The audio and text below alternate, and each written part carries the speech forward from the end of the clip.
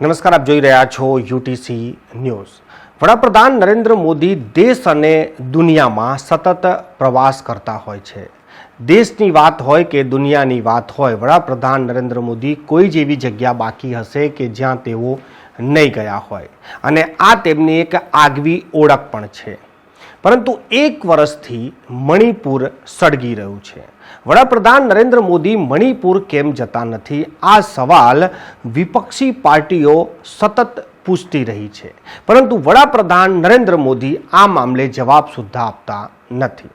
હવે આ ચૂંટણીનું વર્ષ છે, ગણતરીના દિવસો બાકી છે, ત્યારે આજે એક વિડીયો સોશિયલ મીડિયા પર વિપક્ષી નેતાઓએ શેર કર્યો છે।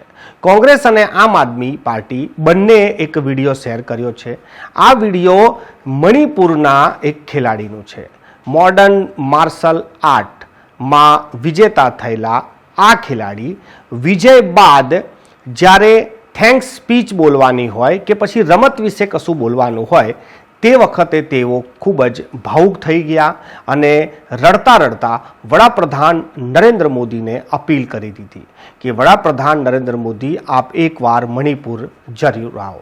મણિપુરની જે હાલત છે તે આ ખેલાડીએ સૌની સામે વર્ણી નાખી। તેમનું કહેવું હતું કે એક વર્ષથી જે માહોલ મણિપુરમાં થઈ રહ્યો છે તેનાથી અભ્યાસ પણ પ્રભાવિત થયો છે, રમતગમત પ્રભાવિત થયું છે અને લોકોનું જીવન જીવવું ખૂબ જ મુશ્કેલ થઈ રહ્યું છે।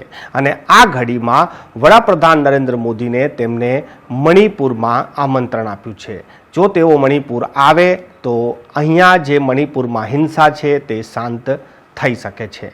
આજે આ વિડીયો કોંગ્રેસ અને આમ આદમી પાર્ટીના નેતાઓએ પણ સોશિયલ મીડિયા પર શેર કરી દીધો છે અને ફરીથી વડાપ્રધાન નરેન્દ્ર મોદીને મણિપુરના મામલે તેમને ફરી ઘેરવાનો પ્રયાસ કર્યો છે।